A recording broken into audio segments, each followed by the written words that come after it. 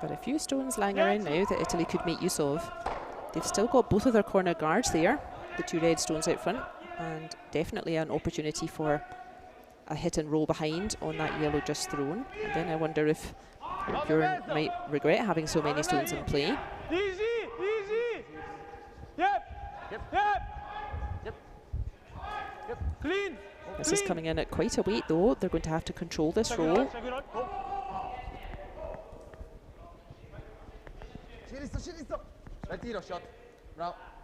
So did he make it? Has that red rolled into shot position? I think as long as it beats that yellow, yeah, it looks like Bjorn was tapping that red with his brush, so I think indeed the Italians made that roll perfectly. They were living a little bit dangerously. I think they put a little bit too much weight on that. They could have brought that weight down a little bit and had more control over the direction.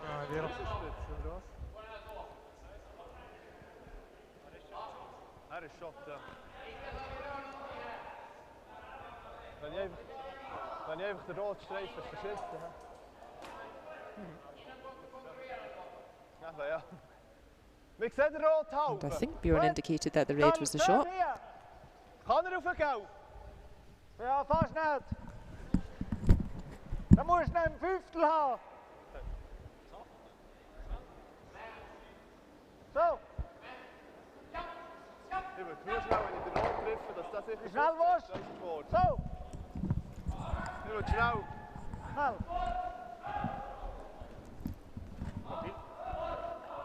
Penso di sì.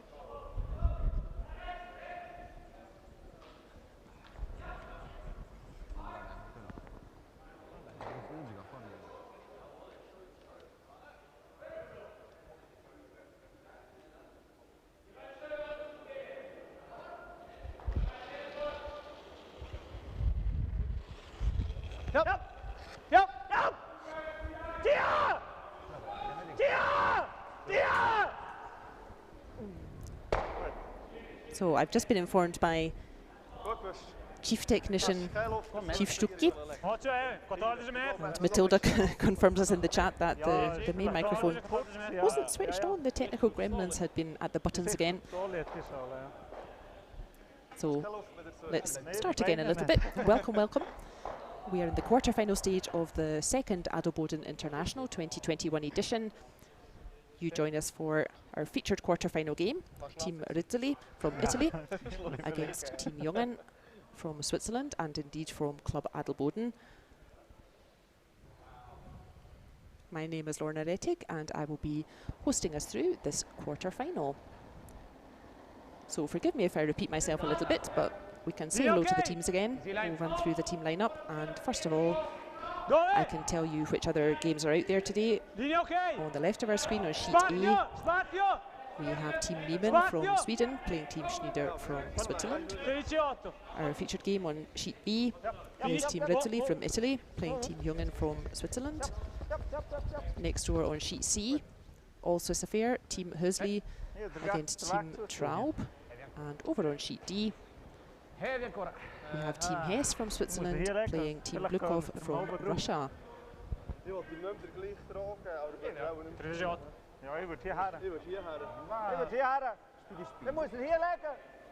hello to our Russian fans in the chat. Looks like there's several folks tuning in to hear how Glukovh is getting on. Of course, we will be keeping eyes on that game as well. I'll be updating the scores as we go along.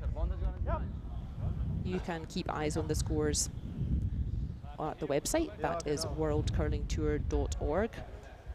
That has pretty much real-time scores from this game we're watching, and it has all the scores from the previous rounds as well. And you may notice that we do not have here in the quarterfinals Team Walstad from Norway. And guess which team it was that bumped them out of the competition? It was that team right in front of you, Team RIZZOLLI from Italy. Two young Italian teams here, Team RIZZOLLI and Team Klima, both having a really excellent weekend. They've been getting wins out there, and as you can see, Team RIZZOLLI performing really well. They bumped out Team Walstad, the very experienced Norwegians from the competition. And I'm sure they will fancy their chances here in this quarter-final. Now you can see the score behind us. There was a big steal of 2 for Team Jungen in the first game, first end rather.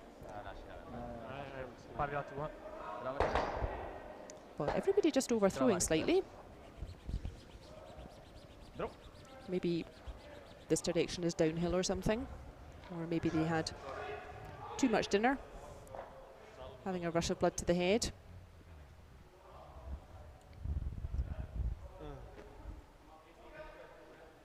RIZZOLLI then, Team Italy with last stone in the second end. Yellow line 2, but they won't be very worried about that. There's plenty of space to get a couple of reds in here.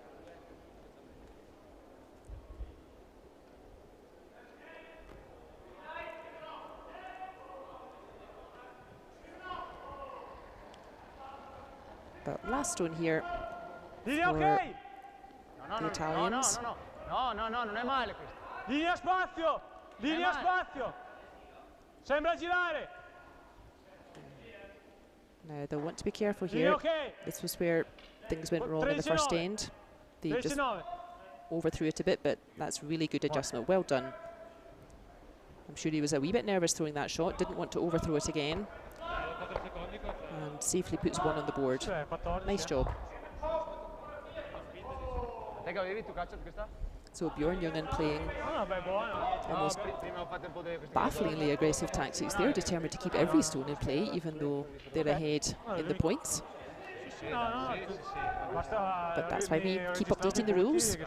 We like to see stones in play. We like to see angles being set up. The defensive tacticians of the past, like me, we are having to adapt our game. We don't get away with just removing all the stones anymore. You've got to mix it up and be a bit more aggressive. There we are then. So once we put the score up, you will see that after 2 ends, here in our featured quarter-final at the second ADELBODEN International, it's a score of 2-1 to Team Jungen over young Team RIZZOLLI from Italy. And I'm not sure if the technical gremlins were sitting on the buttons when I mentioned it before, but these 2 young Italian teams, I believe they have esteemed coach Claudio Pesce with them. He is, of course, the coach for the top Italian men's team, Joel Ritorna's. Joel's team playing in Scotland this weekend. And Claudio coaching these 2 young Italian men's teams instead. So great to see more Italian teams coming through.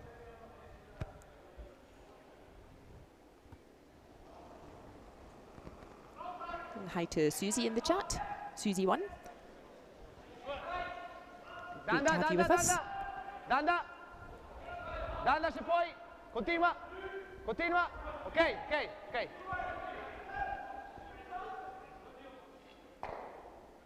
Linea ottima.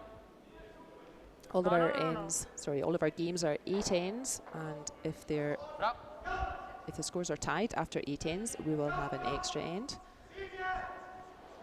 And we were doing pretty well, getting through all the games in good time up until about lunchtime, and then we had a couple of extra ends, and then our featured game this afternoon.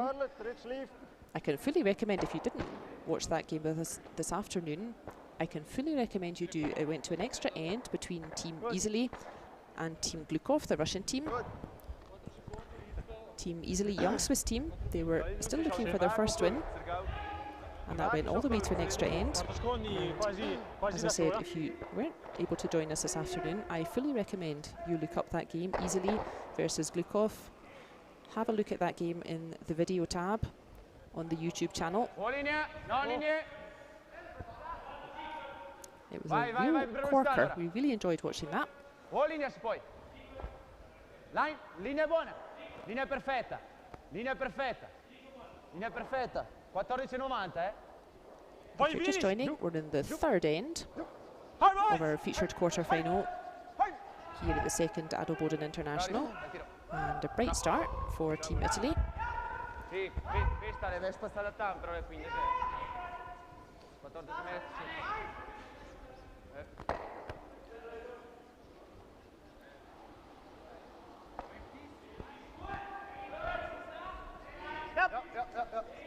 you may be saying to yourself that the game on sheet A, Nyman versus Schnider, you may be saying to yourself, hang on a minute, haven't we seen that game before?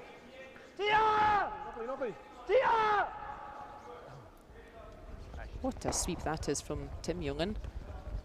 And has he got the roll? He surely has. Lovely stones from Simon Gempler. But yes, on sheet A we have Nyman versus Schnider, and you have seen that game before already today. And what happens is we started off with 4 groups of 5 teams, 20 in total. And after the round robin, the teams go in one big list, ranked 1 to 20, based on how many wins they have, and then draw shot challenge. And that's just the way the draw works out. So Nyman and Schnider were already in the same round robin group, so they did play each other this afternoon, and it was Schnider who took the honours there. Come on.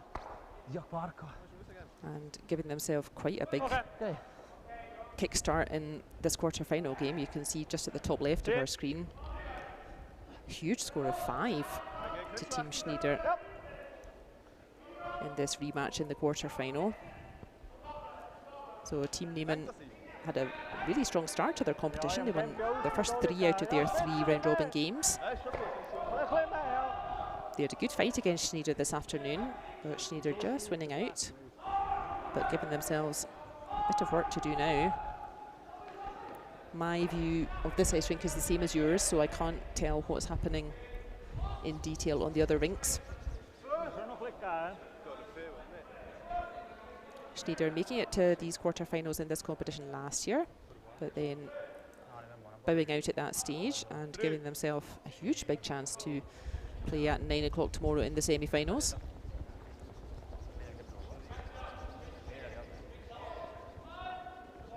And that just over curling from Bjorn Jungen.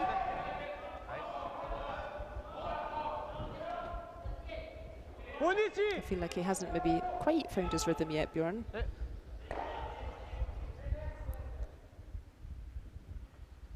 And that does leave that yellow then open for second thrower Alberto Pimpini. I'm not convinced I've got these names right unless all the Italians are confusingly swapping shirts. So if you do have an update for me about the Italian lineup, then don't be shy. Sorry. Good.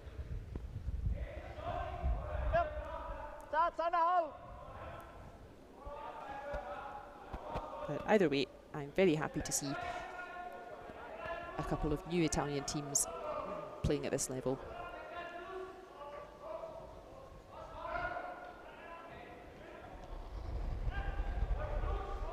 We also had to say goodbye to Team Klima from Czech Republic. They again gave plenty of teams trouble at this competition. We watched one of their games yesterday. That was against Team Hess, I think it was.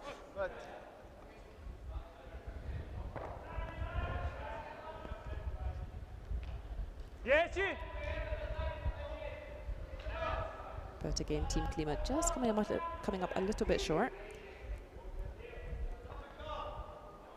I haven't had the chance to watch too many of their games, but I feel like they typically start off a game fairly brightly, but then maybe start to lose a little bit of consistency later on in the game. So maybe that's something for them to work on. That maybe has to be their homework. Is maybe it's a fitness issue, maybe it's a concentration issue, but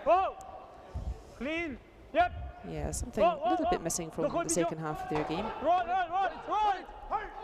This is a happy effort for the Italian team.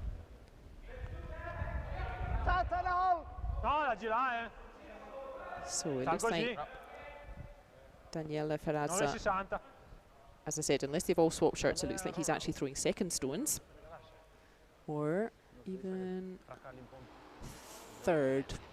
Oh dear, I shall try and figure that out for you. Sorry to cause confusion.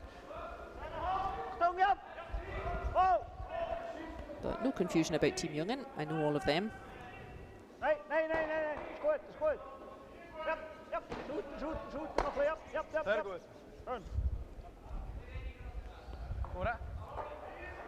And that's a nice tidy shot from Tim Jungen.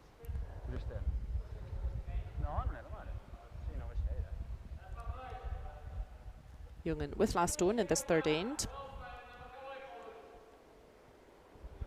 So he's quite happy to keep the play away from the centre, doesn't want to let Italy use that centre guard. Clean! Clean, yep! He was pretty close though, Daniele Ferrazza. He was very close last time to making a perfect roll. And what's he done this time? I think he's going to overroll this one though. Indeed, that red's not going to hang around.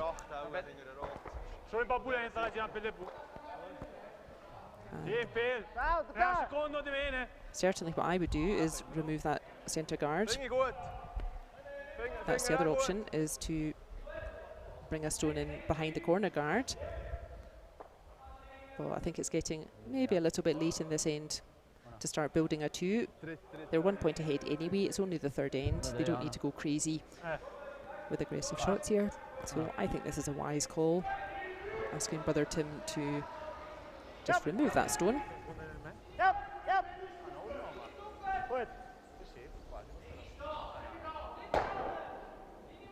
Nice big weight to make sure both stones end up out of play.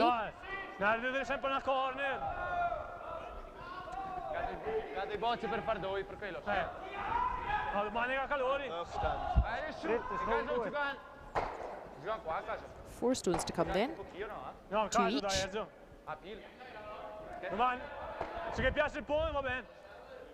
And if you're Italy, what do you do in this situation? You could also just go defensive and remove that yellow corner guard. Don't give Bjorn Jungen any cover to hide behind. It looks like they were thinking of drawing to the other side of the house to keep play away from that corner guard. That's another idea. Maybe change their mind, going for the easy option. Blank ends all round by the look of it.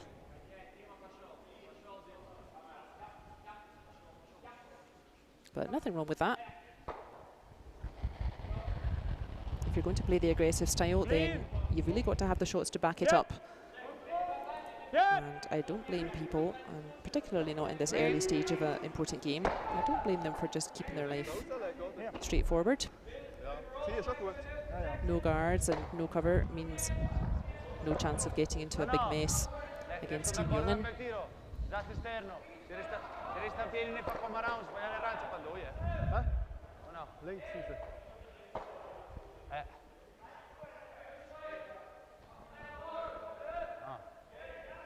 Anche dopo, anche se ti fa slittare il tiro abbastanza difficile. Sì, ma entra se fa il boccia, non cambia niente. No, ponde dre. Matilda, our Swedish fan, she's been happy to see Team Nyman's progress, but yes, indeed, Matilda a little bit disappointed to see them losing a big 5 in the second end. We always say if you're going to lose a big end, do it in the beginning of the game, and then you've still got ends left to try to catch up. But yeah, a bit of a long way back at this level if you're 5 points behind. But again, for the sake of good curling, let's cheer for Team Nyman and hope they can grab some points back. And in our featured game, a bit of a practice draw there for Mark Pfister.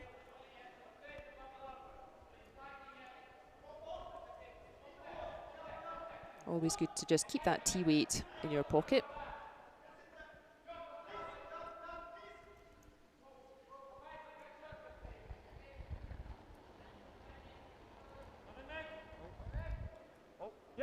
And 2 stones to come, including this one that's on its way. You can see Mark Pfister not even really going up to discuss this with Bjorn. I think it will be a fairly straightforward shot. Oh, he's just checking something. Maybe they're discussing which handle they prefer. Sometimes the ice can influence that. If there's a straighter piece of ice or a curlier piece of ice, oftentimes though it's just a matter of personal preference, whether you prefer this handle, the clockwise, curling towards the centre, or if you prefer the counterclockwise, curling away. That can be just a matter of personal preference, but whichever one he chooses, Mark Pfister, 4th thrower for Team Jungen, he will want to spring out this red, and he will be keen to roll away himself and keep a hold of last stone going into the fourth end. So we'll see this stone coming fairly quickly, I would think. This looks very nice indeed. Just catching the edge of it, and both stones springing out. So blank ends indeed. And we keep the same score here in our featured game. It remains 2 points to 1 for Team Jungen over Team RIZZOLLI.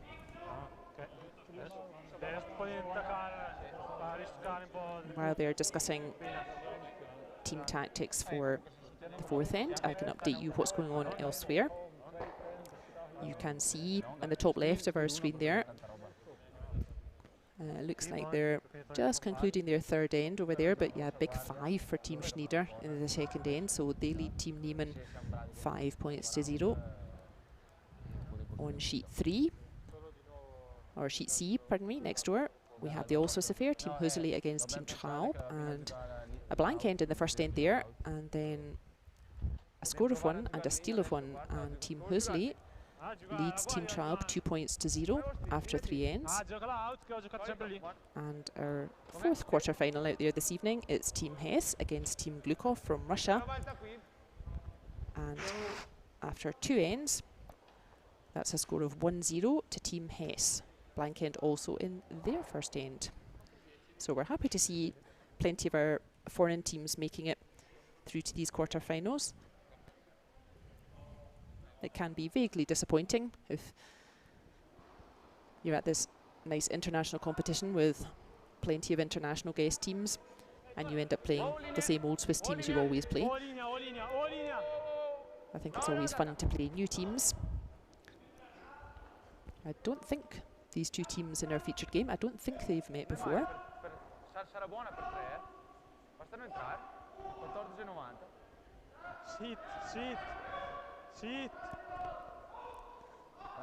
Oh, and normally shouting to the stone works really well, and the stone does exactly what you tell it to, but not that time.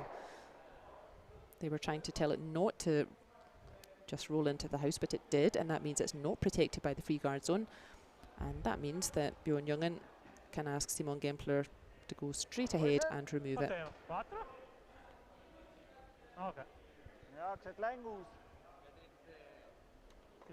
Although it looks like that's not what he asked for after all.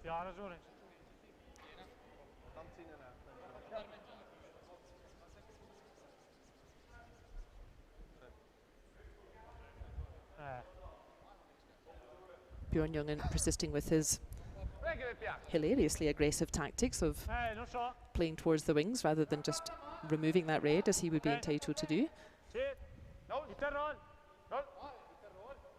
But that's what we like to see. We like to see aggressive tactics. So good for you, Bjorn. This is their home club, Bjorn Jungen's team, here in ADELBODEN. And if you look carefully top left of our screen just now, you will see our special event photographer Celine. And she got some really nice photos, action shots from yesterday evening session, and she's back again to capture some photos from our quarterfinal session. You can find those on the Facebook site for the competition. And I believe there's an Instagram site as well. So do take a look at that. Even the teams that are out of the competition now, there are probably photos of them from yesterday.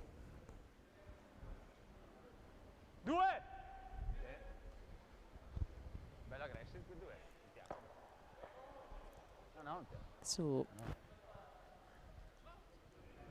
slightly strange tactics for me going on at the moment in our featured game. But the end result is that Italy, playing red stones, they still have that little red that's just popped into the house by its fingernails, and they're putting up a second guard on the centre line.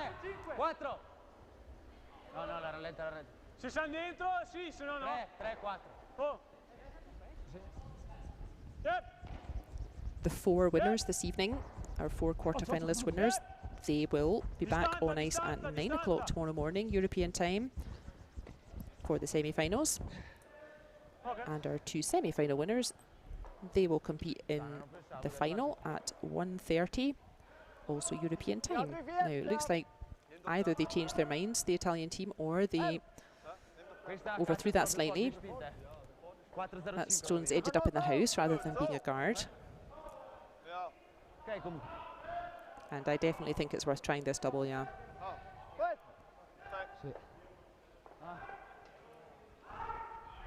Which, of course, they're not going to.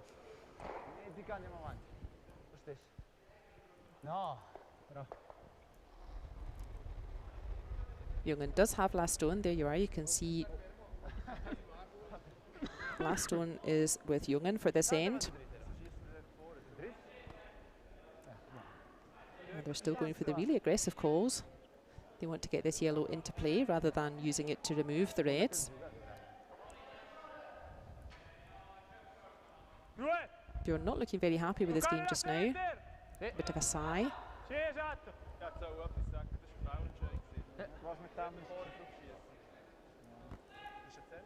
And yeah, I think he just popped that wide. I think that didn't catch anything.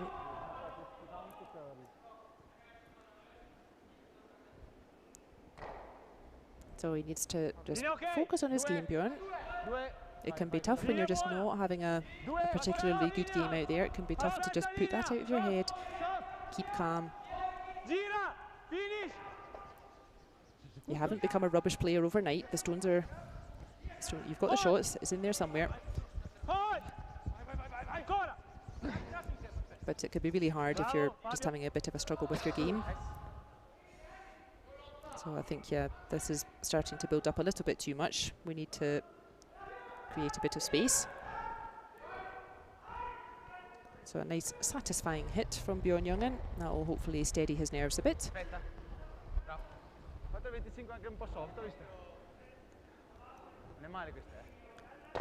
He's got rid of that guard nicely.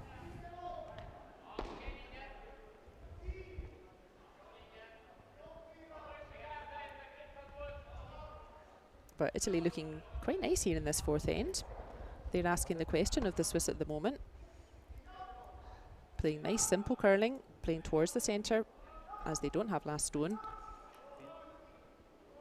And that's exactly the right thing to do.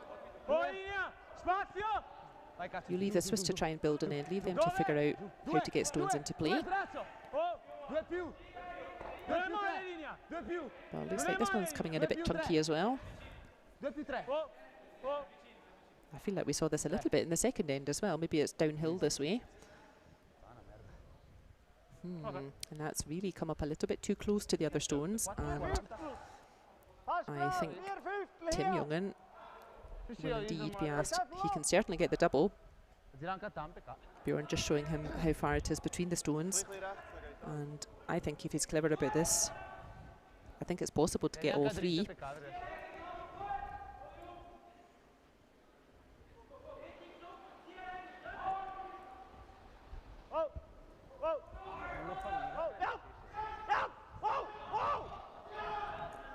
This one coming in at quite a rate, and he does get all 3.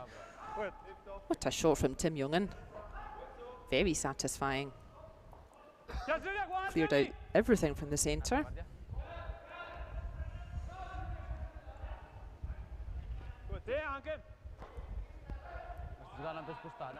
And Italy have to go a little bit back to square one there. They had that end set up very nicely. But then their previous stone just got a little bit too close to the others. And Tim Jungen taking advantage of that and springing out the whole lot. Now, if you're Matilda or a fan of Swedish curling, you will be happy to learn that after that rather disastrous start over on sheet A for Team Nyman, they did manage to pull 3 points back immediately in the 3rd end. And that gives us a score on sheet A of 5 points to 3 for Team Schnider over Team Nyman after 3 ends. So big scoring stuff over there. But really good response from Team Nyman.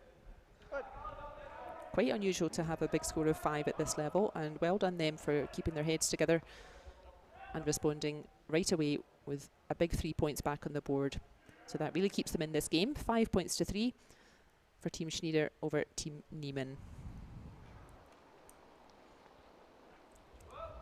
And we have, looks like, several Russian fans in the chat. I'm afraid I don't speak Russian, but welcome to our Russian fans. They're always very loyal.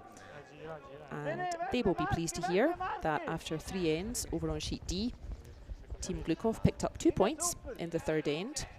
And that's now a score of 2 points to 1 for Team Glukovh over Team Hess. Gar nicht so weit hinten gekördelt, hä? Gar nicht so weit hinten gekördelt. Du restare in piedi, da questa. Come? Du restare in piedi questa. Ja, ja, ist schon so. And back in our featured game, Team RIZZOLLI from Italy playing Team Jungen from Switzerland. The Italians put their centre guard back, but then Bjorn Jungen calling their bluff a bit and using that centre guard before they have a chance to.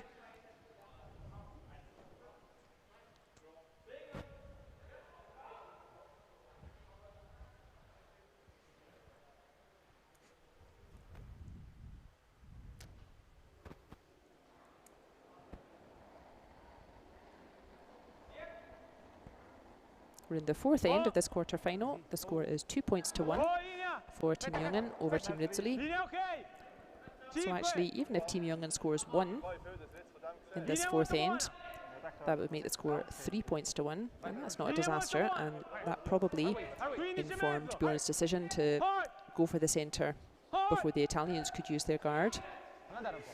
But Italy doing the right thing, chasing that stone in, trying to make sure that Team Jungen cannot score more than 1 point, and they've done a nice job there of blocking that clockwise handle towards the middle. They would have liked that red in just a little further, ideally touching that yellow.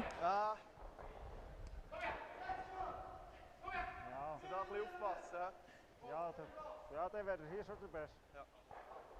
Wie viel ist? So. Finde ich gut. Nicht so viel hier. 3 stones to come then. 2 for Team Jungen, including this one, and 1 more for the Italians. Looks like Mark Pfister being asked to take a new path here on the counterclockwise handle and go round the back of that yellow guard out front. Realising that, yeah, probably a little bit of a difficult path now on the clockwise handle, but plenty of space over here. And I think it will be a little bit fresher over here. We haven't played so many stones out this wide, and I'm sure Mark Pfister will be keeping that in mind.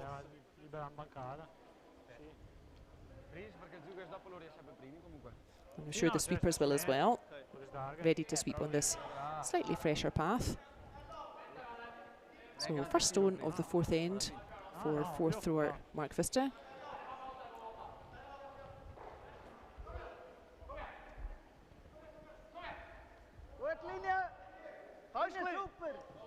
Can see Simon eager to sweep, knowing it's on that fresher path. The line looks super. Are you sure? I think it's, the weight looks just nice from here. Really great shot from Mark Pfister. It's just behind tee, but as I said, that was a new path.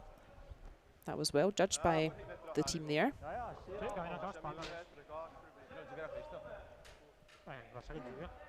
And the Italians in a little bit of trouble now. 1 stone each to come.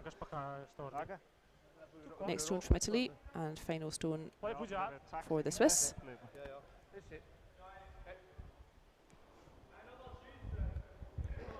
So they're electing to play on the clockwise handle. I'm wondering if it may have been a better idea for them to simply follow the stone in that Mark Pfister just played.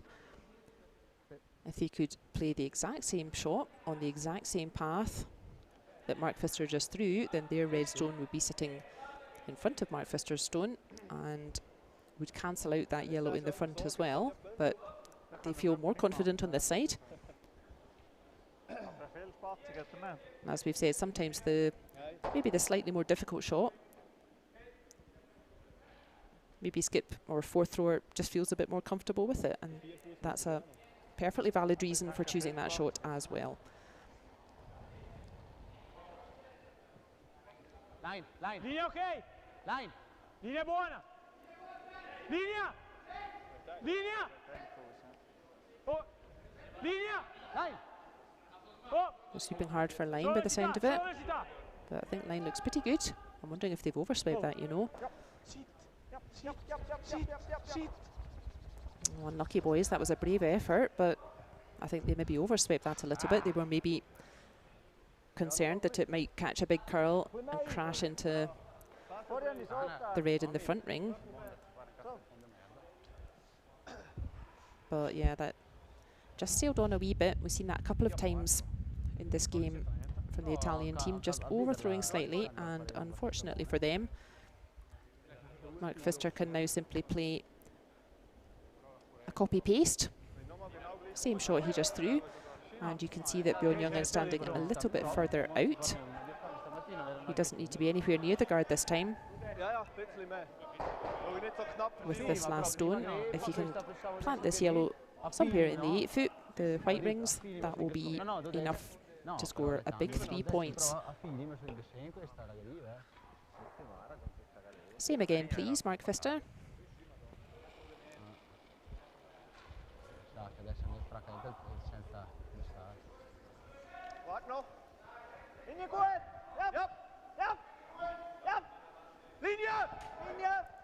Sounds like they're sweeping hard for line this time. He maybe just touched it in a little bit.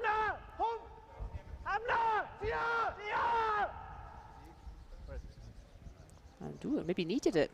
That found a big curl. I think just that it was slightly less weight, and that maybe just curled a little bit more, but finally finds a good spot. So a big score of 3 for Team Jungen in that fourth end, and that means at the halfway point in our featured semi-final here at the second ADELBODEN International, that means we have a score of 5 points to 1 for Team Jungen over Team RIZZOLLI.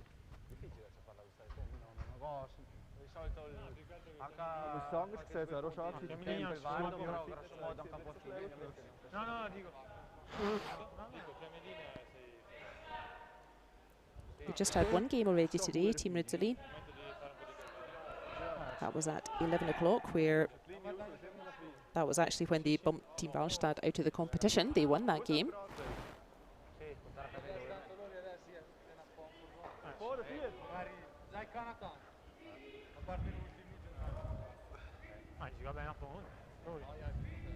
And just one game today also for Team Jungen. They played at 2 o'clock, and they had a win over the Netherlands talent team, another new team from a familiar country.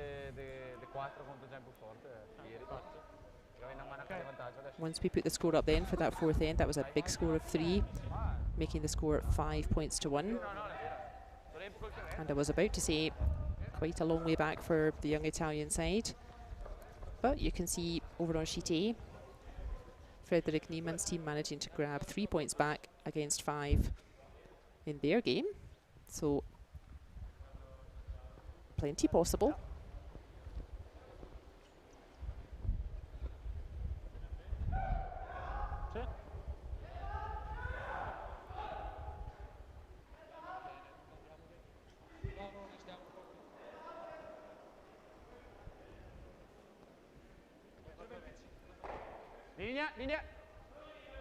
So it looks like Luca RIZZOLLI is potentially skip and lead thrower. That also works. And going for a corner guard, they need to really be all out aggressive between now and the end of the game. We're at the halfway stage. They've got 4 ends to come, including this 5th end. But I think that Bjorn Jungen is not going to take his foot off the gas at this stage. I think they're going to keep piling the pressure on now, playing everything towards the centre. They seem to be favouring that aggressive tactic.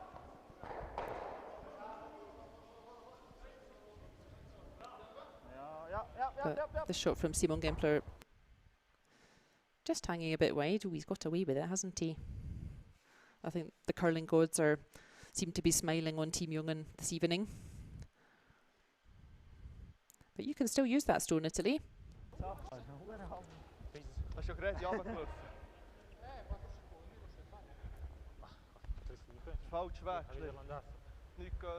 I think I might have preferred to see them go around their corner guard there. They may not get another chance to use it. They are a little bit being dragged into Bjorn Jungen's tactics here and racing towards the centre.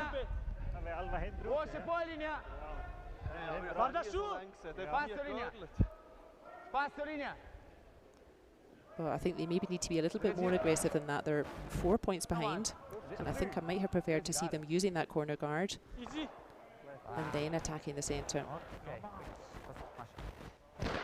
You see, that's not really going to help them, that shot. Lovely weight. If they played that just on the other curl, they would currently have a nice T-line behind cover.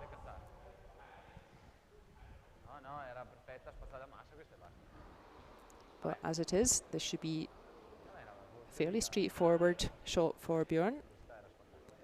He just wants to punch that red through, and if he's very clever, get a little roll maybe to the left. I'm not sure if there's space to roll in front of his own yellow. Or if that stone's also maybe hanging. Nope, that's curling nicely now. And actually, indeed, yeah, even just hitting it on the nose, not a bad idea. Okay, we need to start executing some shots here, Italy.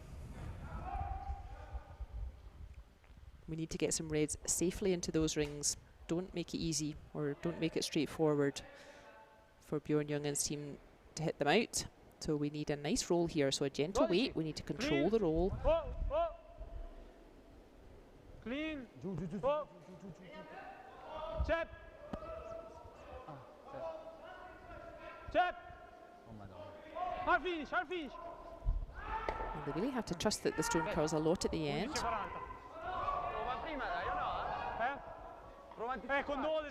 But neither team quite finding the roll behind cover there.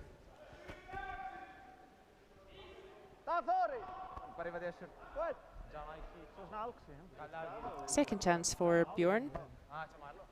He's going to play pretty much the same shot, and I think he would love it if he can just curl a wee bit more than they did last time and get a roll in behind cover.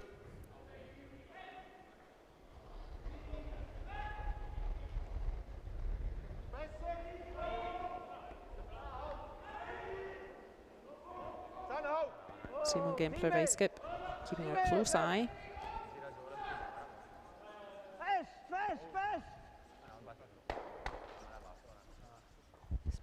So that didn't curl enough.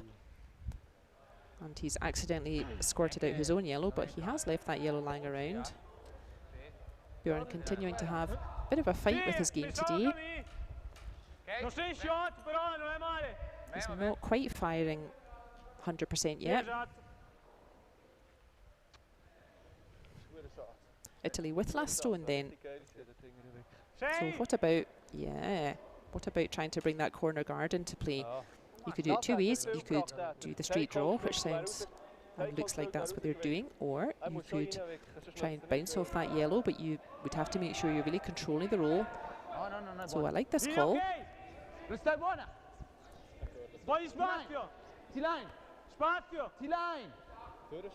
Sounds like they're happy with the weight. They're saying T-line.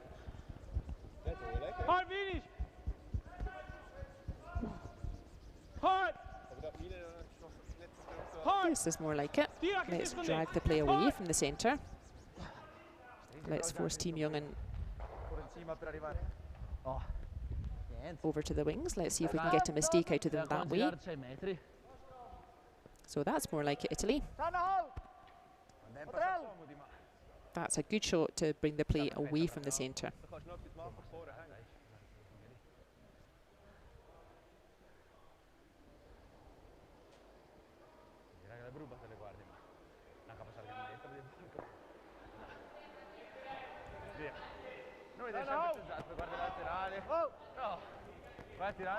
So Jungen of the Tim variety now playing. You can see probably about half of that red, I think. And I think he's going to catch just enough of the edge to remove that, but he's not going to hang around, I don't think. Where is he? Oh, it was really spinning itself, and indeed it spun itself to a standstill.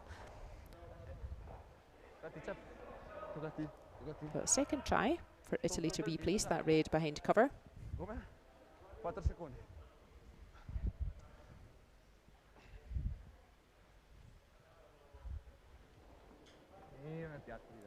And I think I've just about figured it out. It looks like Daniela Ferrazza is throwing third stones.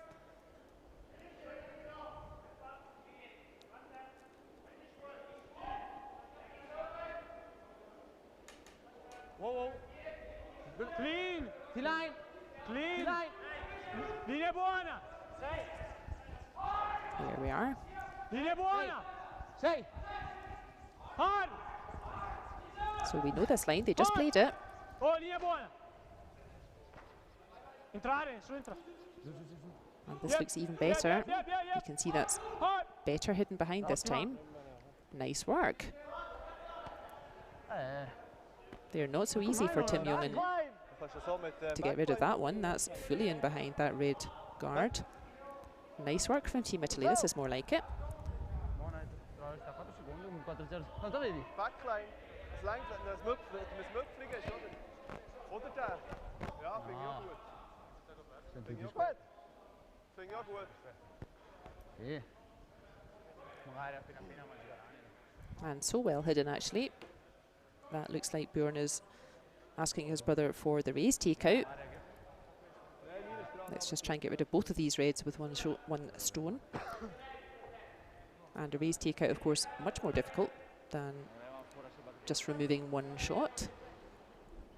And that's why it's important that Italy got that stone well hidden. Well, this looks pretty accurate. Great effort from Tim. He's throwing really nicely, Tim Jungen. He's getting a lot of big raise takeouts out there this evening. But you can see he's left a stone behind. And indeed, if Italy just play exactly what they just threw, they will still have a stone in the wings. Having said that, yeah, I don't disagree with this. I think we are maybe getting a little bit late in the end to start building stones on the wings, and I think it probably is now time to just try and get to the centre first. We had a lovely T-weight from Daniela Ferrazza with his first stone. Let's see if he can do it again towards the centre. They're sweeping hard for line by the sound of it.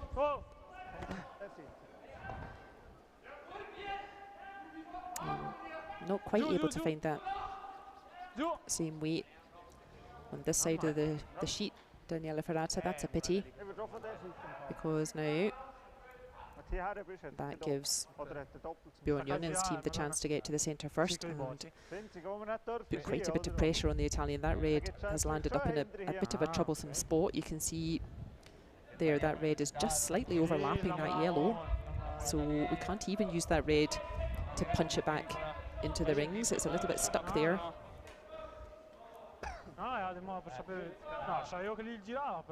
Missed opportunity there for Italy to try to take control of the centre of the house there. We've seen Mark Pfister throw several really nice draws already, and I think he could be putting a bit of pressure here on Team Italy.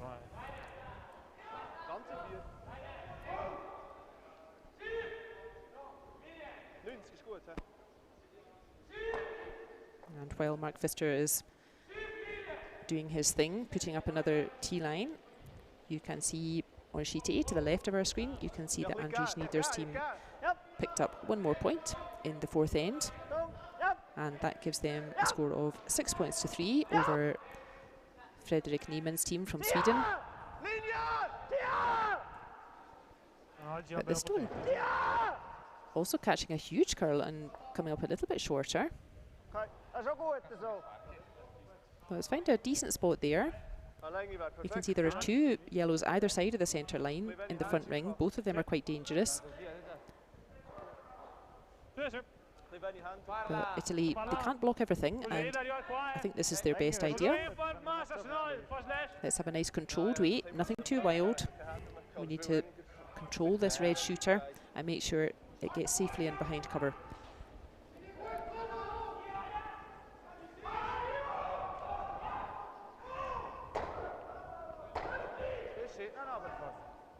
A lot of excitement coming from the sheets off to our right as we look at it. As I said, my angle is the same as yours for this weekend. We don't have quite the same setup as we did in Baden, so I can't tell you in detail what's going on in the other sheets.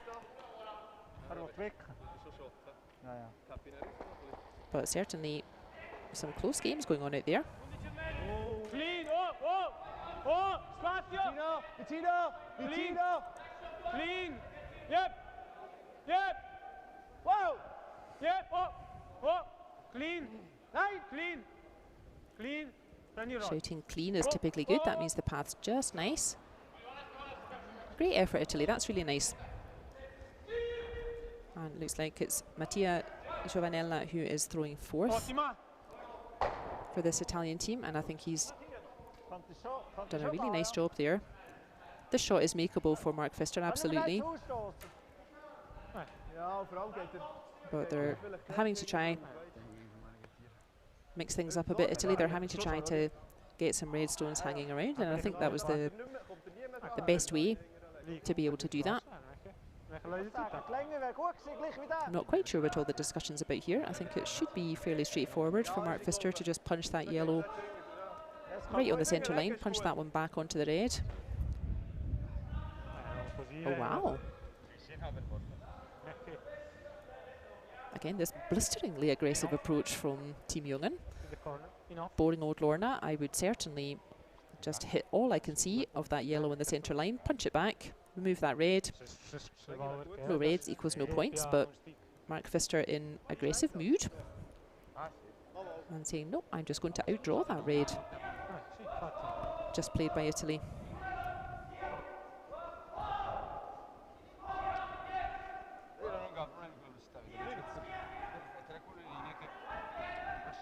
If this stone goes wrong, then Italy should have a nice chance to pick up 2 points.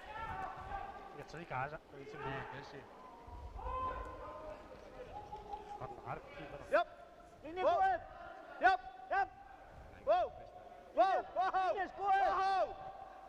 It's got plenty of space, this stone.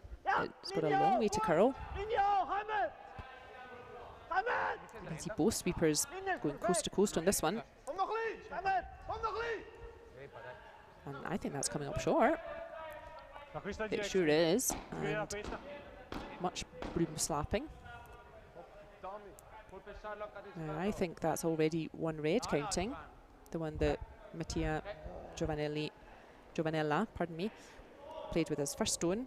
And I think he will never get a happier chance than this to score a nice solid 2 points. That will really bring them straight back into this game.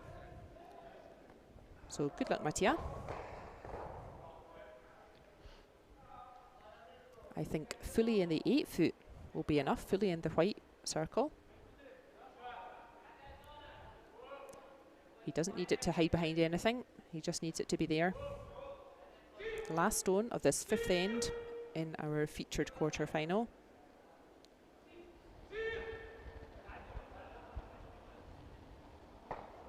Linea buona, sempre Fabio. Linea buona, non è un problema. You can hear that good communication from the Italian teams. The same as in return as his rink. Linea. The sweeper sticking super close to it. Constantly looking up. Make sure they've judged the weight correctly. I think they have. Lovely team shot from Italy. Bravo indeed. Well done. And I think that's a big score of 2.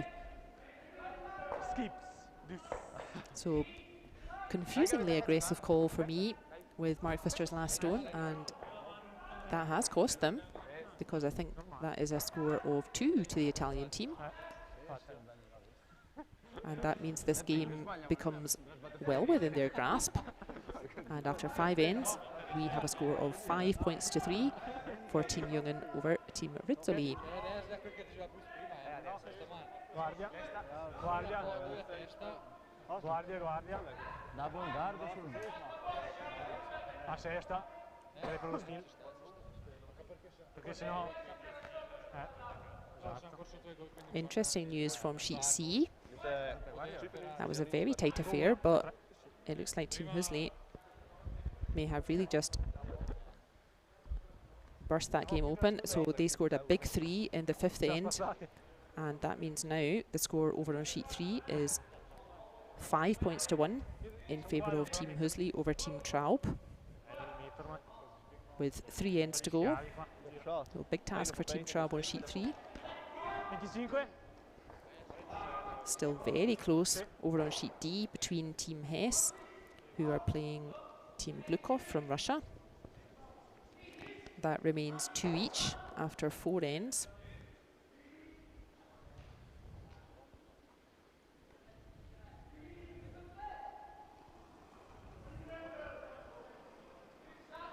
So lead thrower and skip. Luca Rizzoli. No linee. Uno, Marca la ghianata mai per uno, Italy still having to be fairly aggressive. They're still 2 points behind. But that was a super reply in that 5th end.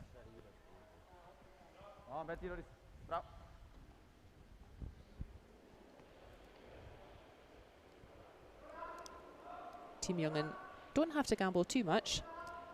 There are 3 ends to go, including this one. And they are still +2, so they don't have to gamble too much. If they can make 2 points with the last stone in the 6th end, that would be nice.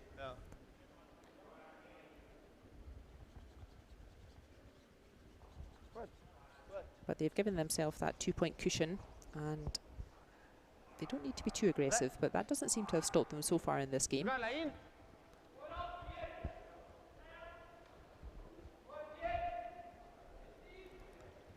Italian team, on the other hand, they do have to be fairly aggressive from now till the end of the game. 8 end games and 3 ends to play, including this one. Second stone from skip and lead thrower Luca Rizzoli. Linea buona, Vicino. Oh. Linea perfetta. Linea perfetta. Dai che velocità.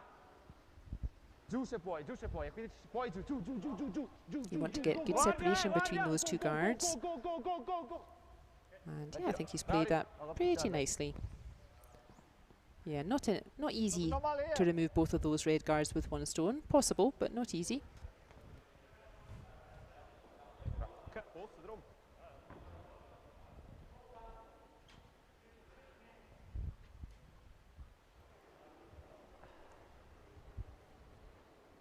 A hugely experienced Simon Gempler.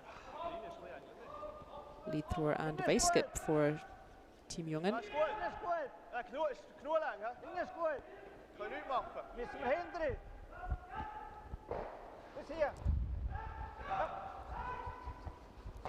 I think the weight's pretty much there by itself. Both teams still just overthrowing a little bit in this direction. So Italy can use that stone, perhaps as a bit of backing. But best not to think of it that way. Best is to think of it as, let's just put in T-line. Let's have it sitting just in the 4-foot. Ask the question of the Swiss. Leave them how to figure out to build an end here.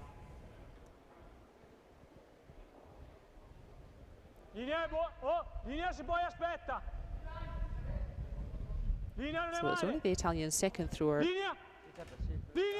that I'm not too sure if I've got that name correct. I have it on our team list. It's down as Alberto Pimpini, but I don't think that's who's out on the ice. It's maybe their alternate. That coming up a little bit short, but better that than long. Another guard gives Team Jungen problems. And if it was a bit long, that would simply bump up against the yellow and leave space for Team Jungen to still put another stone on top, so that's not too bad. Having another guard out front, but big shot coming in here. You see everyone standing aside ready to catch flying stones. And safely removing that guard. Ah, dat is toch slecht. Italy trying again. Still trying to get to that centre point first, control that centre part of the sheet. Ja, zo wel, hè.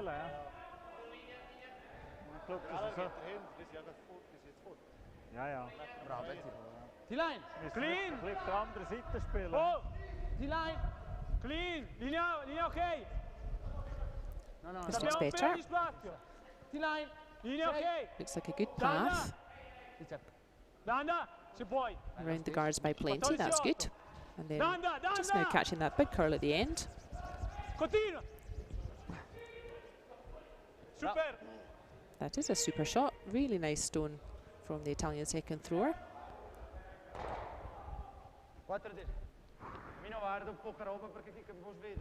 But those two reds too close together out at the front there, and there's a very makeable double.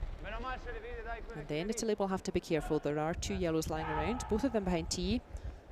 But if both of these guards go, and they have, then Italy needs to be a little bit careful. They don't have last stone in this end.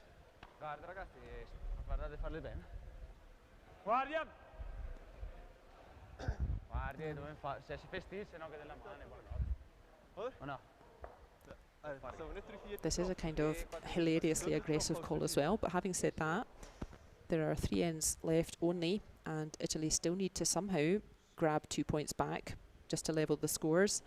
So normally I would think this is a bit over aggressive, but I don't think Italy have a choice actually. I think they do need to persist with this aggressive call. They have that lovely stone right on the 1 foot. But dangerous times for Team Italy. Got no choice really but to be all out aggressive, but if this goes wrong, there is a risk of losing a big end instead, but that's really nicely played, well done. That's beautifully covering that stone on the 1 foot.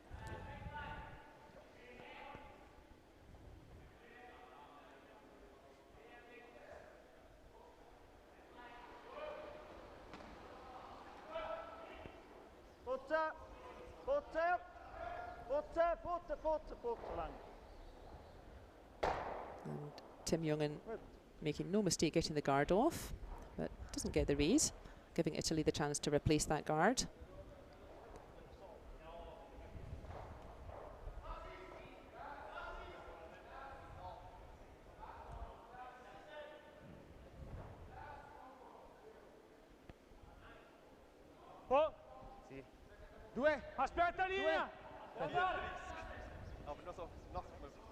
Second stone for third thrower, Daniele Ferrazza. He's just played the shot. Looks like this is a little bit shorter, but looks like the line's okay. That's an over and up, we would say. So as soon as it's over the line, lift the brushes and just let that stone put its brakes on. Not quite as good a shot as he threw last time, Daniele. I think indeed there is space now, because it's just that bit closer to the hog line, that stone. There is definitely space for Tim Jungen, being asked by his brother to just play a gentle weight to just move that red off the 1 foot. He doesn't have to get it out of play, he just wants to move it away from the centre.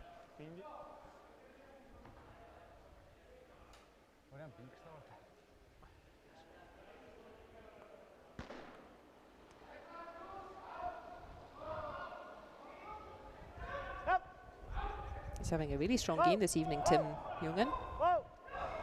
Being very consistent, setting up the ends really nicely. And of course, having said that, I think that's about his first miss of the game. Apologies, Tim.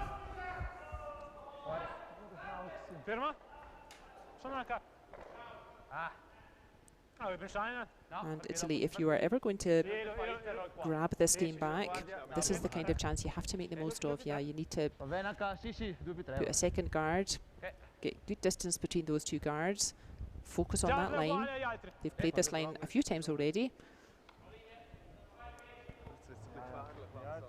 And now they want, I would say, a guard just tight to the house.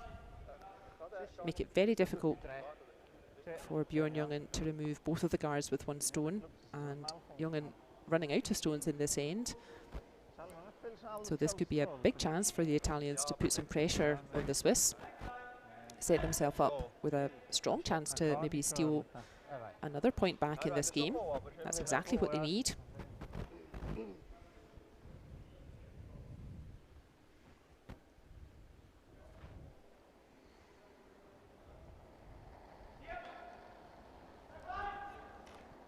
I know we've got several Russian fans in the chat. They are always very dedicated,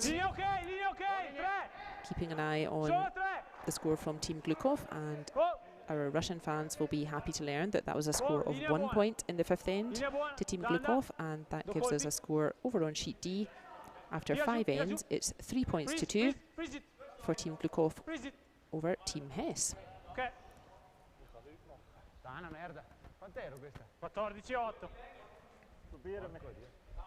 So that first stone for Mattia Giovanella in this sixth end. I'm convinced we're going downhill because both teams are finding their stones just running on a little bit. But actually, that's found a good spot though for a plan B for Mattia Giovanella's first stone. That's found a nice spot there. There you can see those two reds tucked in ever so nicely behind that centre guard.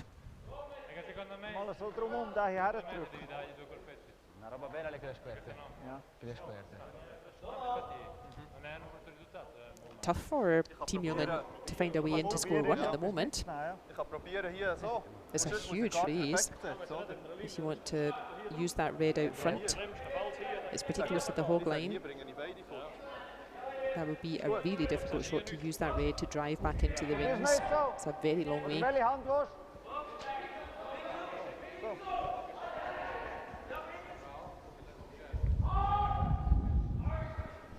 But it does sound like they might be giving that a go.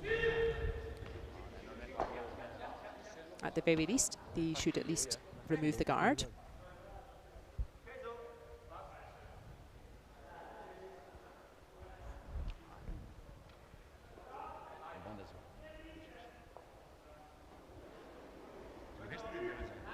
Happy news on sheet A for Matilda and Swedish curling fans.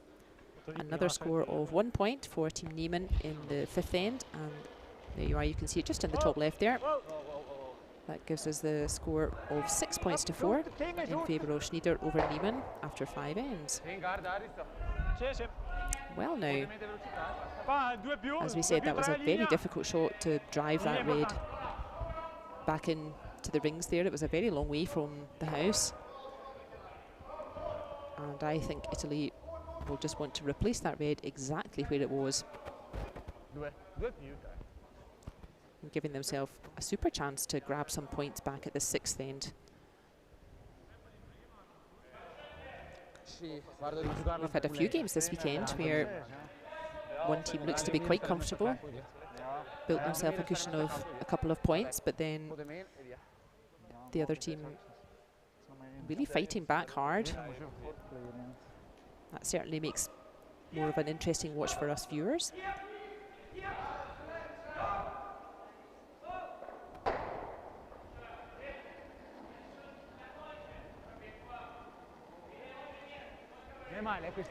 Last shot at the sixth end for Team Italy, and fourth thrower Mattia Giovanella, and this shot has to be good. You can see if the shot goes wrong, there is a double take-out available,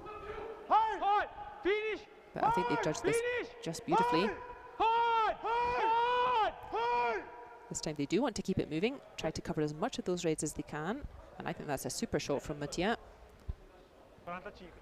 Very difficult for Mark Pfister to do anything about those two reds in the forefoot.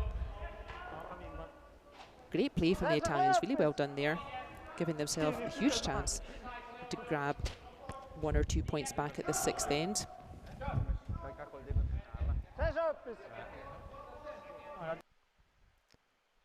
As I said, maybe not such a well-known team. This is my first time watching Team RIZZOLLI, the young Italian team, but they bumped out Team Stefan Walstad from the competition. So I'm taking them pretty seriously.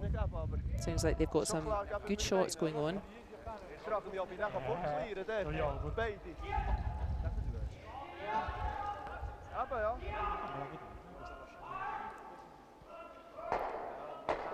Now I'm not sure there's much of a shot on at all here for Team Jungen. I think the best they can do is potentially -1 exactly. If they play about backline hack weight on the counterclockwise handle. I don't think you can move both of those reds, but I think you can maybe punch the back one further out.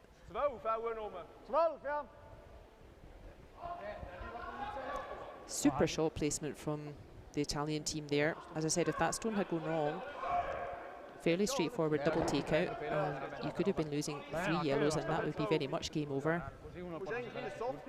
So brave stuff from Italy, really nicely done this end.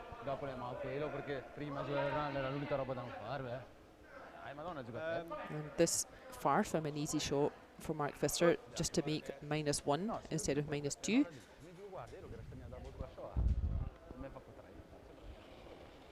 Last stone here in the 6th end.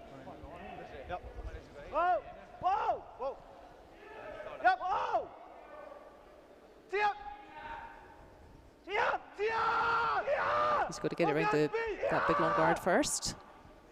Yes, they have. Great shot, Mark Pfister. As I said, that was a really difficult shot for -1 point.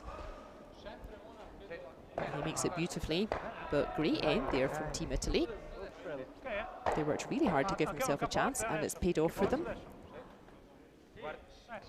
That's a score of 1 to Italy, and that gives us a score in our featured game here of 5 points to 4. So Italy, I'm sure they fancy getting this game back again. Definitely not out of this game yet.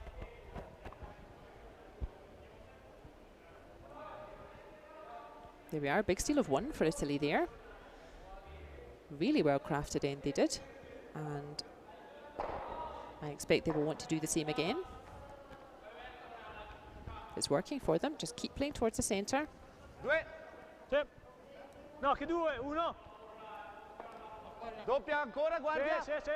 really found a really nice line, this Italian team. They're really managing to place their stones very nicely on that centre line.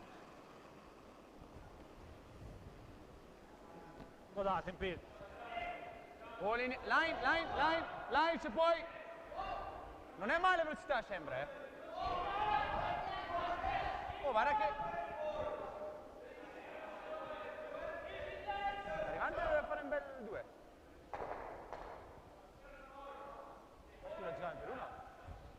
Over on sheet C, they have also completed their 6th end.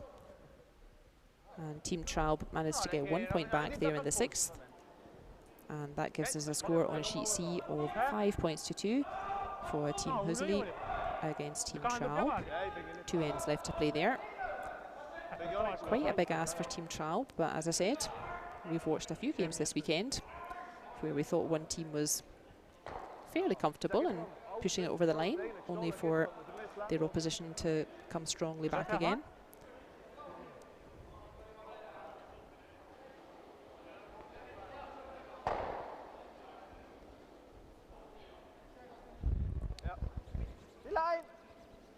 So lead thrower for Italy, RIZZOLLI.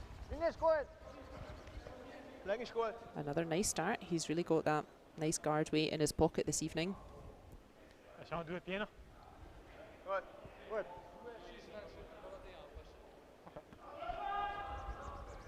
And Simon Gempler having a fairly steady game as well.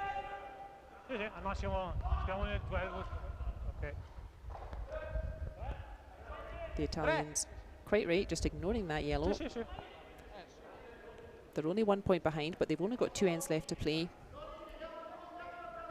They don't have last stone also in the 7th end, and this aggressive calling is working for them.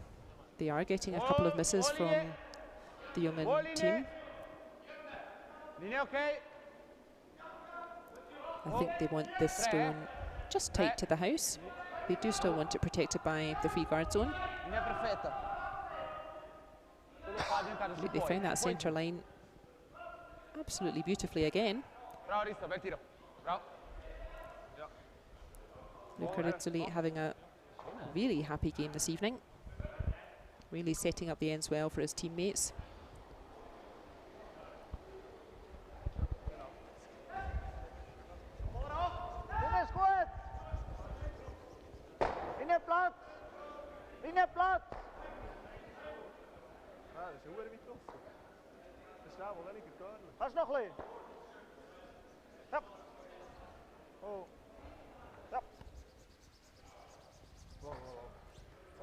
Nice weight there from Simon Gempler, but Italy can see, I think, all of that yellow. Exactly, and again, let's have a nice controlled weight here. No, I don't think that's the easiest way of doing it. I think that's a better idea. Nice controlled weight then, nothing too wild. You don't even have to punch that yellow all the way through. Important is that you move the yellow off the forefoot and you get the nice roll behind the centre. So let's concentrate on that.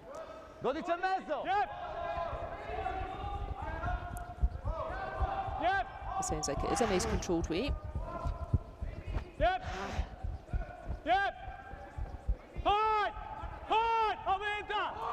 Maybe a bit too controlled actually. I think that wasn't quite enough weight. Oh, sorry Italy. There's me advising not to go wild with the weight, but it needed a little bit more beans on it. And unfortunately, they not only knocked one of their own centre guards out, but now Team Jungen is going to remove the second of them. That could be a costly mistake for the Italians. That was a really nice opportunity. That yellow was wide open. And no mistake there from Bjorn Jungen. And now we don't have any centre guards. Nevertheless, a score of 1 to Team Jungen. From the Italian perspective, that's not too bad. That would make the score 6-4, but Italy would have last stone in the 8th end.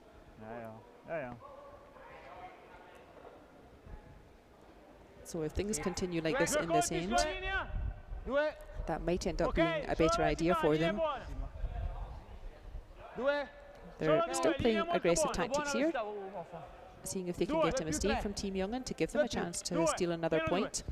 But if that's not going to work, then making sure they only lose 1 point to Team Jungen, that's not the end of the world. Because we're just going to see Team Jungen keep removing this guard, and unless Italy get a mistake moving this guard, then at some point they may as well take the game into the house.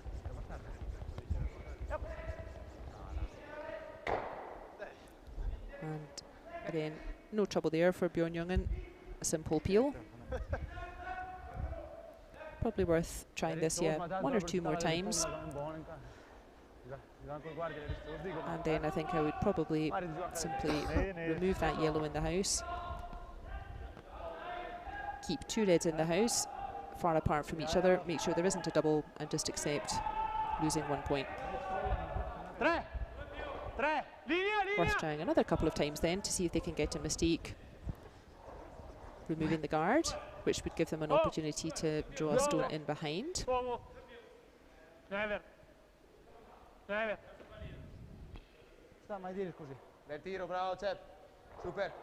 that might look like a slightly funny idea. That red stone is nicely guarding that yellow.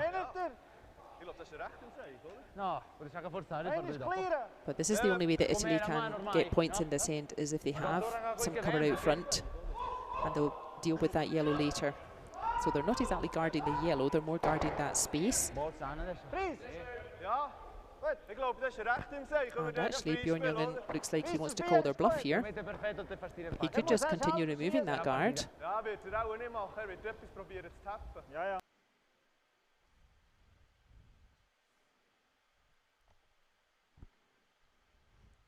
Or yeah, he's saying, well, all right then, if you keep on putting that up that centre guard, then I'm going to use it before you.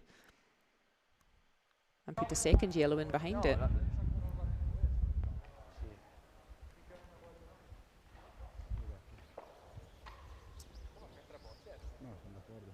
Then asking the question a bit more of Italy. As I said, Italy can probably afford to lose 1 point here. But if Italy would lose 2 points, that would give us a score of 7-4, and I think that would be out of reach.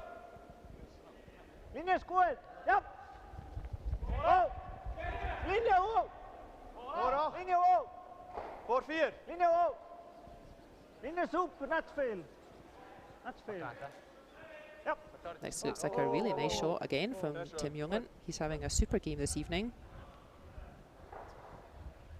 There we are. So an aggressive call from Italy met with an aggressive call from the Swiss. Well,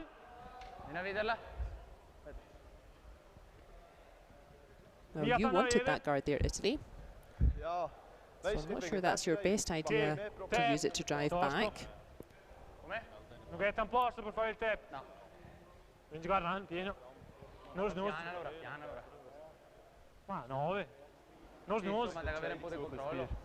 You can do. You could drive that way back into those two yellows. Or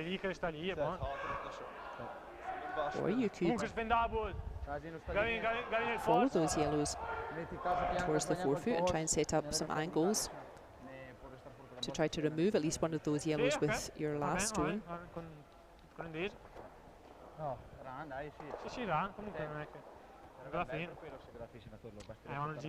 We're in the 7th end here in our featured quarter-final between Team RIZZOLLI from Italy, who we were just discussing,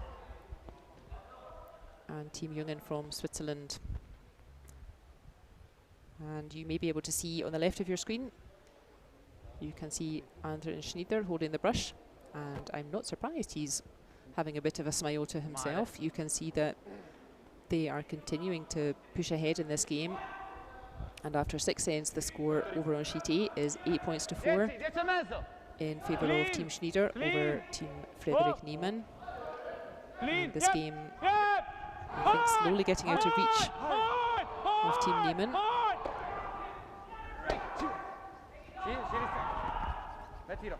That's good throwing from third stone Daniele Ferrazza. You can see he gets rid of one yellow entirely, and the other one is pushed out of the forefoot. So nice result there, well done. That's what we said was important. They can just about afford to lose 1 point, but I think losing 2 would put the game a little bit out of reach for them.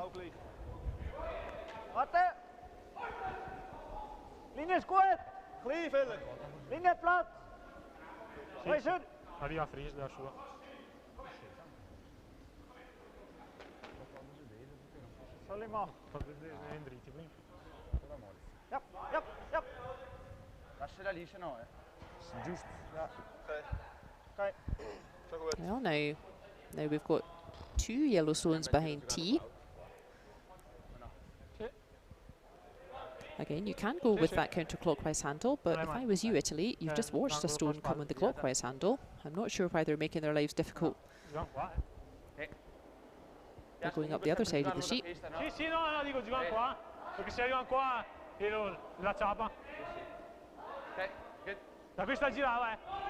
Well, this is an interesting idea.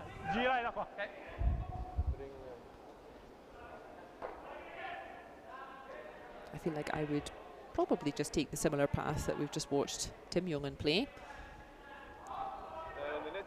But the Italian is feeling more comfortable to go in the counterclockwise handle. And as I said, sometimes it's simply a matter of personal choice. Plenty of players favour one handle over another. C'è ancora anche il force, se vogliamo. I really think there's more advantage to playing this side. I'm not quite sure if that goes, but I definitely think playing the clockwise handle is going to bring more value. Again, I think all you really need is that backline hack weight, and you could probably get a nice little roll in behind that red centre guard.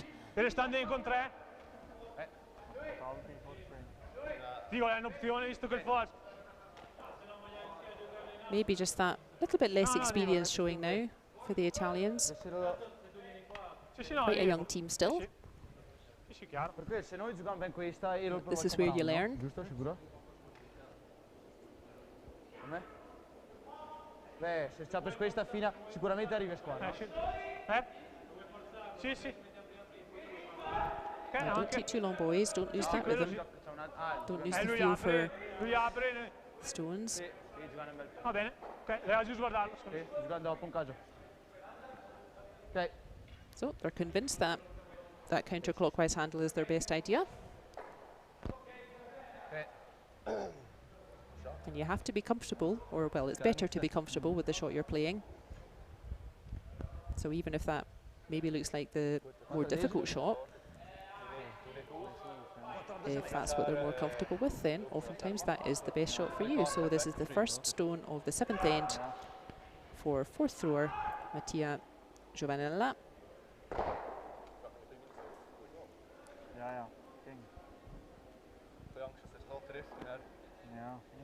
I think whatever happens here, he should have another chance with his final stone, but there's a couple of dangerous yellows hanging around, and they could really use a nice aggressive stone here that's behind cover.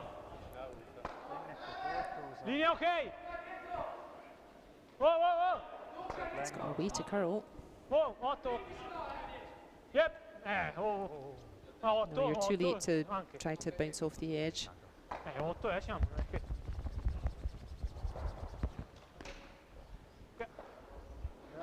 That doesn't help you too much.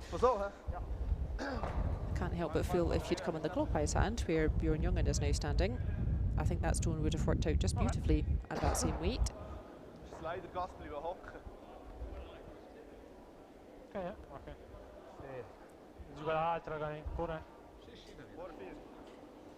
As I said though, I think no matter what Mark Pfister does with this stone, I think Italy should have options for their final stone to either try to grab a point themselves or to put pressure on Mark Pfister's final throw, try to force Team Jungen to just score 1 point, but they're going to need really perfect throw from Giovanella with his last stone. There's some dangerous yellows lying around now.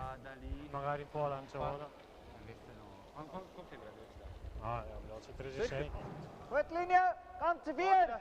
Veel plaats. Linie is goed. Linie achter. Linie achter. En de team. Linie is goed. En de team. En de team. Kansen 4. Nummer varen 4. Kansen 4. Oh. Goed. Sim shot. Ok, arrivano qua, forza. I think you can definitely do that, but of course we're not really learning from our game here, are we, Italy? No, arrivano qua. Are you sure this handle's the best one? Okay. Yeah. Well, he's just played that handle. And again, I think actually if he plays literally the same shot, that same kind of weight just behind T-line, I think that will do the job.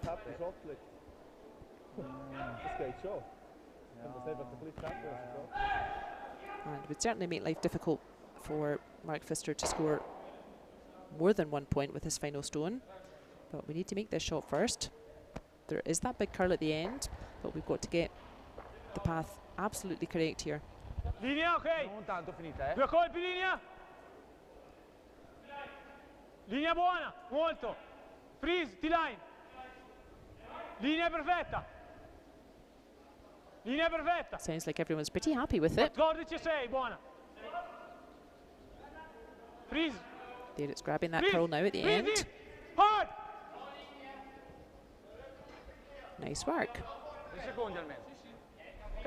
I think I just heard them say that's lying second shot, that red. Indeed, Bjorn's pointed to it as well. I do think it would have been safer if you played the clockwise handle, but because now I think there is space for Mark Pfister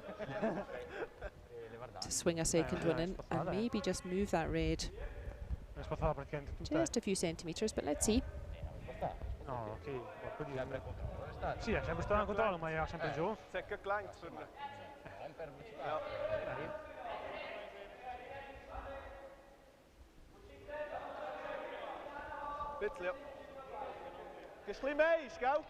Plenty of stones in play in the 7th end in our featured quarter-final. It's been a good encounter to watch. Team Italy giving a great account of themselves. They dumped out Team Stefan Walstad from Norway on the way to this quarter-final. And clearly, that not an accident. They're having a great fight out there to try to get a semi-final place for tomorrow morning. Very delicate shot needed here from Mark Pfister.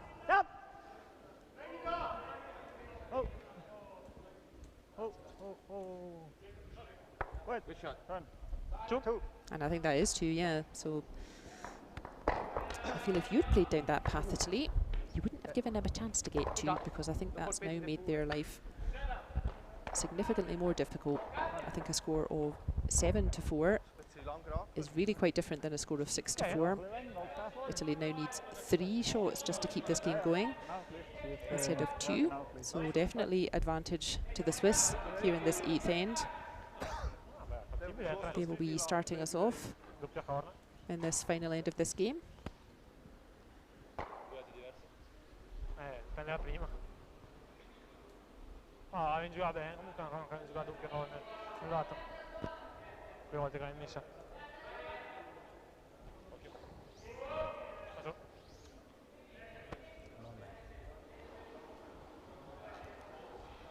Now, even as Team Schnider over on sheet A continue their ominous march towards the semi-finals, I can tell you that we already have 2 semi-finalists.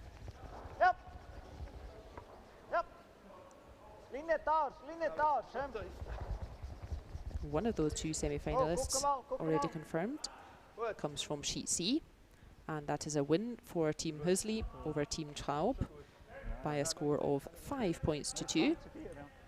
So that big 3 for Team Hösli in the 5th end, really making the difference in that game. So early night for Team Hösli. Consolation beer for Team Traub.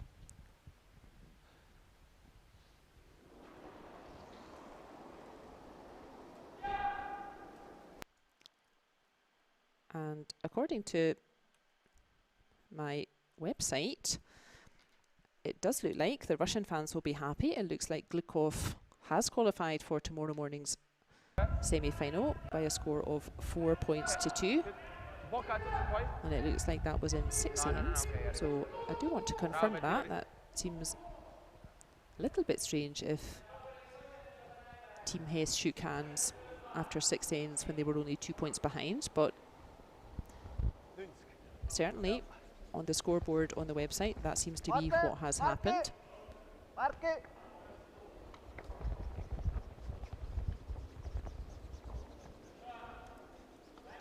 Over on sheet A on the left of our screen, they're also in their 7th end, I think. Yeah, I can just see a stone right over on the far side there on sheet D. I think somebody must have accidentally put the wrong score on the electronic scoreboard, so I don't think that game's over yet, actually. So apologies for that. That did seem rather a strange situation, certainly, but yeah, definitely the game on sheet C has concluded, and that was a win for Team Hösli, 5 points to 2 over Team Traub. We'll see them for sure in the semi-final tomorrow morning. 3 games then still playing. Team Schnider leading 8 points to 4. over Team Nyman. Team Nyman will have to do something quite special in the 7th end, I think, to give themselves a chance at grabbing this game back.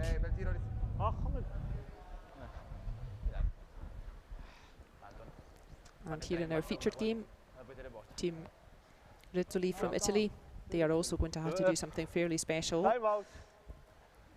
to even get this game to an extra end.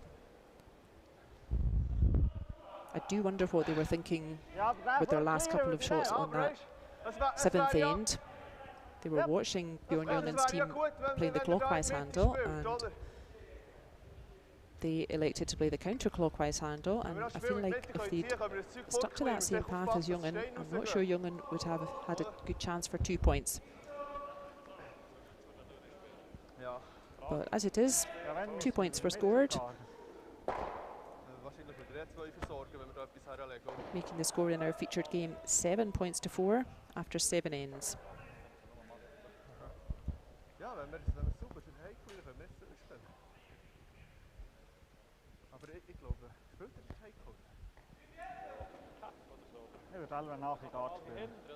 Not allowed to remove those guards yet.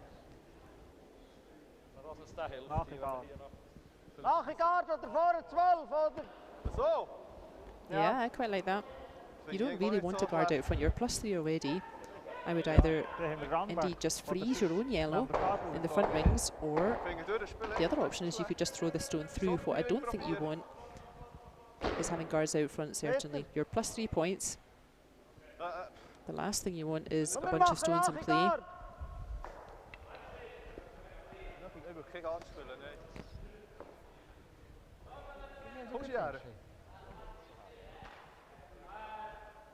Still quite a new situation, this one.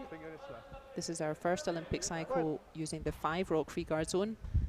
In the 4 rock free guard zone, of course, free guard zone would already be over with the stone, and you would go ahead and start removing those corner guards. Not allowed to do that anymore. And teams still figuring out what's the best thing to do with stone number 5 when you're in this kind of situation. You're ahead on points. You already have your 2 stones nicely close to or in the 4 foot. And what do you do with this stone number 5?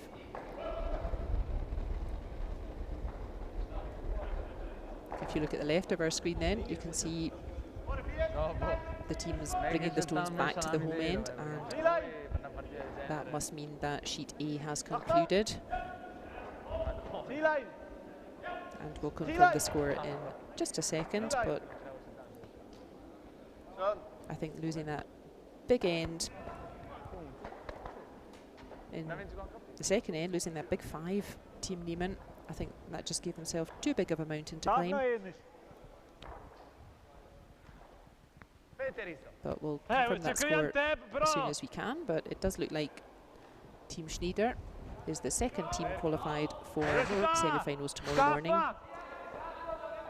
First team qualified is Team Hösli, who were playing on sheet C against Team Traub. They won 5 points to 2.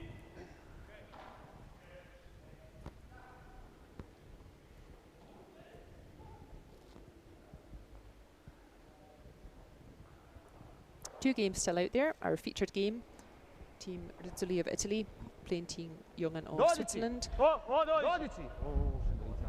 And don't be confused by the website. They are still out on sheet D. Team Glukovh against Team Hess. Oh, Madonna. Okay.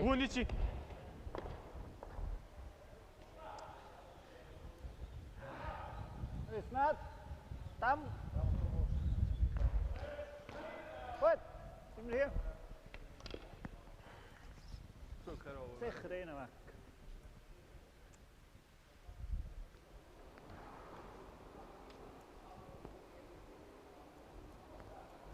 And rather unhelpfully, you can see on sheet A that nobody has put the score up for us. Well, I can't imagine anything other than Team Schnider having won that game.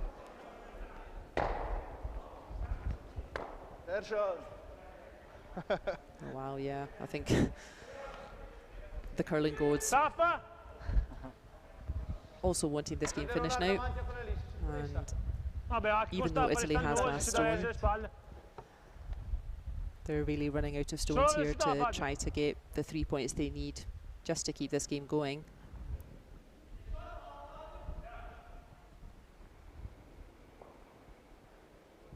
We have two teams already in the two teams already in the semi-finals tomorrow. One is Team Hösli, and one is Team Schnider. It's looking awfully likely. The third one will be Team Jungen. So doing the right thing, Italy.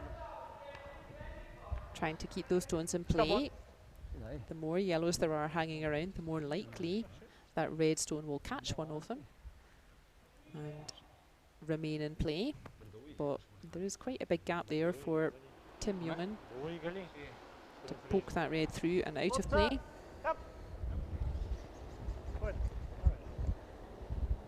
And he's throwing a big old weight at that to make sure. He's had a really super game this evening, Tim.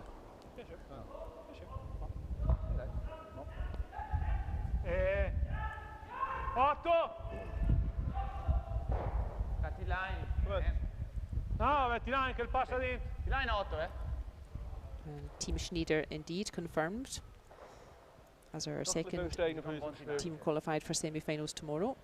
Don't get confused if you're looking at the website. The game on sheet D is still ongoing. There you can see some legs moving backwards and forwards just at the top right of your screen. The game on sheet D still playing.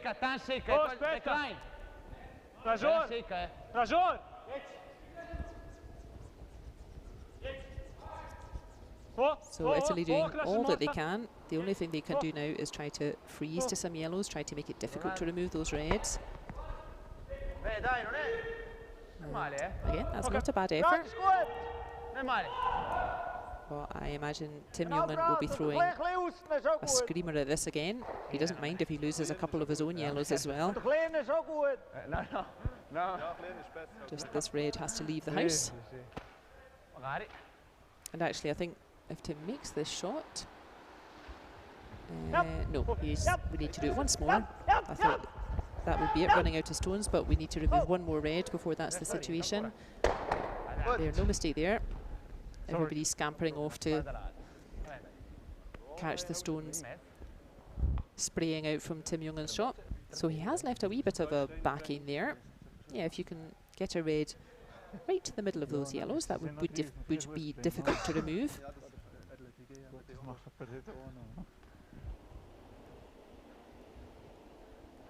But Italy really running out of stones here. They only have 3 stones left. And they somehow need all 3 of them to be counting at the conclusion of this end. That's a bit out of reach.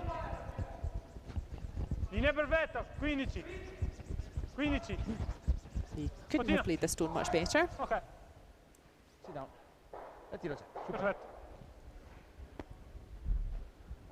Ja. De shooter moet even voortrollen. De shooter moet ook voortrollen, ja. Bjorn Jungen just taking a look at this to understand where they need to hit this. If this red goes out of play at this stone, I think that's quite a tricky shot, but if this red goes out of play at this stone, that will be game over. Italy will not have enough stones left to score the 3 points they need.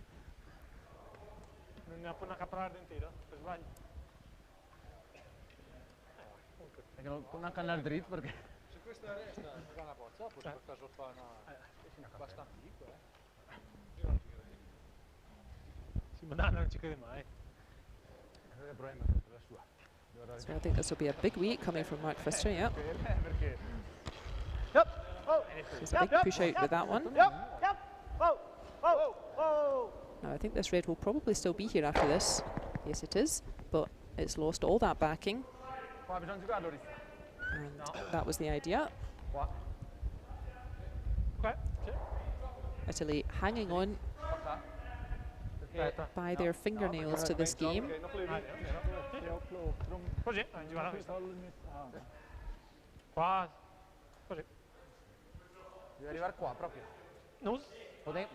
asking themselves, where can we put this second to last red and try to keep it safe from the last shot of Mark Pfister.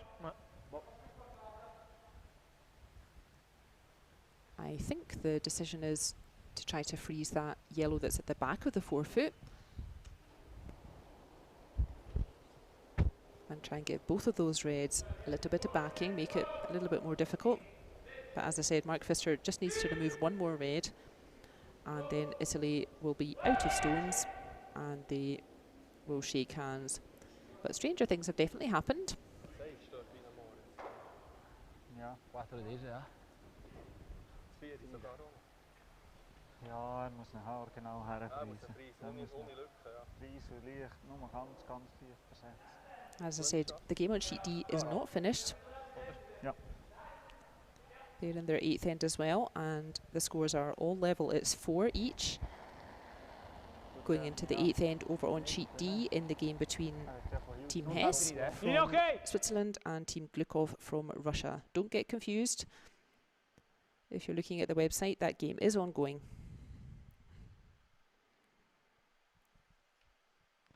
And our featured game doing its best to go to the last stone. Italy trying very hard to give them themselves some chances, but as I said, I think their mistake was in the 7th end.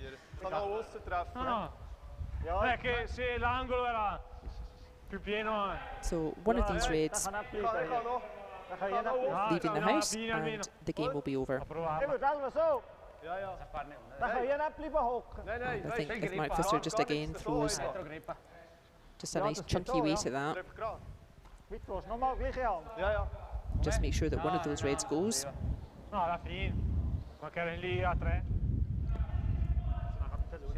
But they're really checking the angles. As I said, Italy doing their best to give themselves a chance to hang on to this game. There are those 2 yellows behind T-line that could catch these reds as they're leaving the house.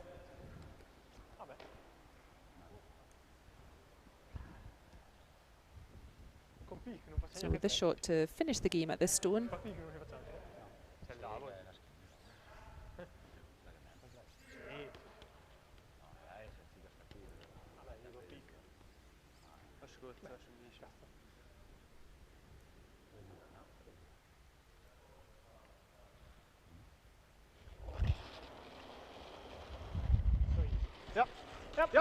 Another big push out, big leg drive from Mark Pfister.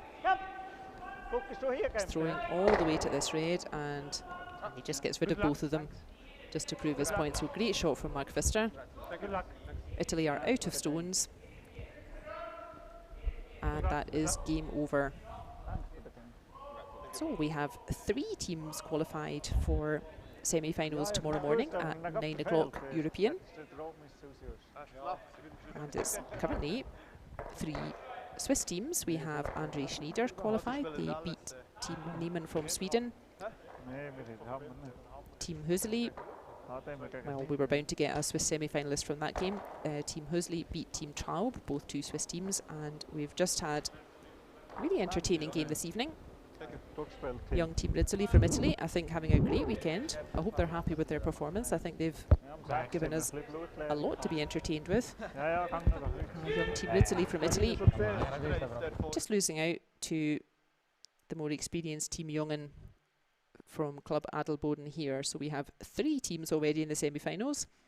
Team Jungen, Team Hösli and Team Schnider. And highly unlikely that the game on sheet D will go to an extra end because scores are level. It's 4 each as they play their 8th end.